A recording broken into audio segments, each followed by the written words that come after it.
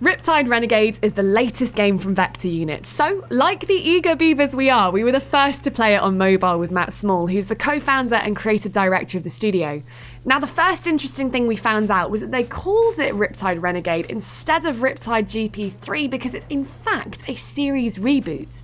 Riptide was always a serious racing game as opposed to Vector Unit's first game, Hydro Thunder, which was more of a kind of classic arcade racer with dinosaurs and the like.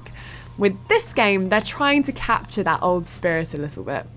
The game has actually been developed for the Xbox One and PS4 before being ported over to mobile, so it's packed with some pretty high production values. We played it on an iPhone 6s, which looks bloody lovely on a big screen.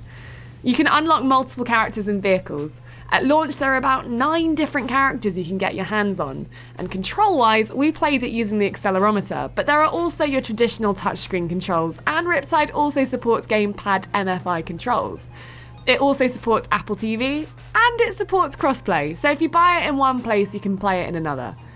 To do tricks though, you swipe your fingers either side of the screen. So if you swipe both fingers to the right, you're going to do a sidekick. If you swipe both thumbs down, you're going to do a Superman. There are a couple of other ways to do stunts too. There are still waterfalls and ramps like in the first game, but there are also things you can grind on and sneaky little side shortcuts with course-cutting obstacles like half pipes.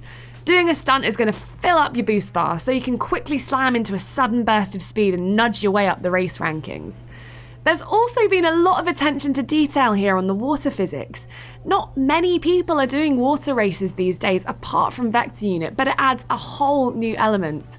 The water surface is always changing as opponents whiz past. Now compare this to a car racing game where it's just a constant flat surface and you really have to keep on your toes.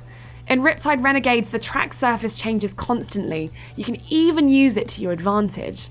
There's a new drafting mechanic that they've introduced here, so if you're in the white water behind the vehicles in front of you, you get a speed boost. It means if you're lagging right behind at the back of the race, you have a chance to claw it back.